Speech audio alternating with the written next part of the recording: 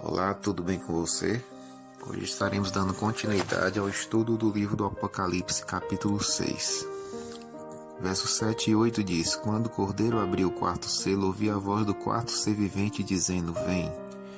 E olhei e eis um cavalo amarelo e seu cavaleiro, sendo este chamado Morte, e o inferno o estava seguindo, e foi-lhes dada autoridade sobre a quarta parte da terra para matar a espada pela fome, com mortandade por meio de feras da terra. Um cavalo amarelo. Este cavalo tem a cor da morte. Quando você machuca o dedo e ele fica preto, é possível que vá sentir muita dor, mas ele ainda está vivo. Será muito pior se ele perder a cor e a sensibilidade. Chegamos ao tempo de uma igreja morta. Não há mais vida na religião. O que poderia ser pior? Muitas igrejas estão completamente mortas hoje. Elas tornaram-se clubes sem nada para oferecer ao mundo, nem Bíblia, nem mensagem, nem missão. Foi durante os 1260 anos de perseguição que os templos pagãos viraram igrejas cristãs, mas o povo verdadeiro de Deus teve que fugir para as montanhas a fim de adorar o seu Deus. Minha esposa e eu visitamos a pequena cidade da Torre de Pelice, na Itália. Vimos o lugar onde os valdenses se refugiaram ao fugirem da perseguição. Coloquei-me atrás de seu púlpito, tomei nas mãos uma Bíblia. Que emoção! Não eram mais pagãos perseguindo os cristãos, não eram mais cristãos perseguindo pagãos. Agora eram cristãos perseguindo e matando outros cristãos. A Roma cristã não crucificava as pessoas como a Roma pagã fazia. A Roma cristã as queimava vivas. A Roma pagã torturava criminosos por roubarem, mas a Roma cristã torturava cristãos por lerem a Bíblia do seu próprio jeito. Quando ele abriu, versos 9 e 10, quando ele abriu o quinto selo, vi debaixo do altar as almas daqueles que tinham sido mortos por causa da palavra de Deus e por causa do testemunho que sustentavam. Clamaram em grande voz, dizendo: Até quando, ó soberano Senhor, santo e verdadeiro, não julgas nem vingas o nosso sangue dos que habitam sobre a terra? A voz do sangue. A mesma expressão é usada no livro de Gênesis 4:10. O sangue de Abel clama por vingança. Aqui, a ilustração de Deus dá a voz ao sangue de mártires inocentes. Eles morreram por sua fé e, de acordo com todas as aparências humanas, Deus nada fez para protegê-los. Um dia, porém, as contas serão acertadas. Em um cemitério da Escócia, onde os corpos de 1.000 e 1.800 mártires foram enterrados, há uma pedra com esse texto: Saber que um dia, muito em breve, as contas serão acertadas, nos traz muita coragem. Há muita falta de justiça neste velho mundo. Mas um dia, muito em breve, Deus vai tomar o comando e então não haverá mais injustiça. Almas debaixo do altar. Será que isso ensina que as almas desencarnadas dos mortos estão conscientes no céu? Se não é assim, por que não? Primeiro, o altar do sacrifício no qual eles foram imolados e sobre o qual eles são vistos não estão no céu, mas na terra. O único altar no céu é o altar do incenso. 2. Não podemos imaginar que o espírito de vingança pudesse dominar de tal maneira as mentes das almas no céu, a ponto de fazer com que, a despeito da alegria e da glória do céu, elas não ficassem satisfeitas e à vontade até que vissem a vingança sendo infligida sobre seus inimigos. Terceiro ponto.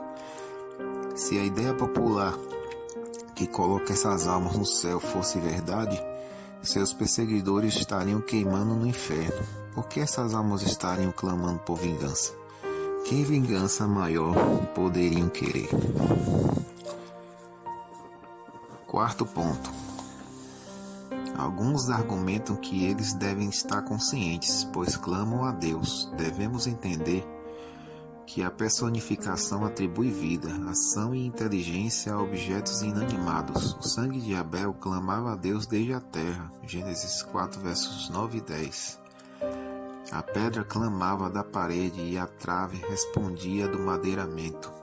O salário dos trabalhadores que fora diminuindo clamava, e os clamores dos que ceifaram entraram nos ouvidos do Senhor dos Exércitos. Tiago 5, verso 4. Verso 11 diz: Então a cada um deles foi dada uma vestidura branca, e lhes disseram que repousasse ainda por um pouco tempo, até que também se completasse o número dos seus conservos e seus irmãos que iam ser mortos, como igualmente eles foram. Vestes brancas representam a perfeita justiça de Cristo. A promessa feita aos vencedores é a de serem vestidos com vestes brancas, Apocalipse 3, verso 5, como recompensa pela vitória. Verso 12: Vi quando o Cordeiro abriu o sexto selo e sobreveio grande terremoto, o sol se tornou negro como um saco de crina e a lua toda como sangue. Um grande terremoto. No tempo exato do calendário de Deus, essas predições se cumpriram. No período do cavalo amarelo, a profecia dos 1260 anos terminou em 1798. E assim, buscando na história alguma indicação do cumprimento da profecia, chegamos ao século XVIII, quando houve um grande terremoto. Em 1755, Lisboa era uma cidade de pouco mais de 100 mil habitantes. A maior parte da grande cidade foi destruída em apenas 6 minutos. Visitei Lisboa várias vezes. Ainda podemos ver as ruínas desse terremoto. O dia 1º de novembro de 1755, dia de Todos os Santos, um sábado, amanheceu com um céu claro e luminoso, mas às 9h30 o chão rugiu e estremeceu. Casas, igrejas, edifícios de governo e palácios balançaram como varas ao vento. Construções de alvenaria ruíram, pilares e vigas de mármore partiram-se como palitos. Telhados e paredes tombaram no chão.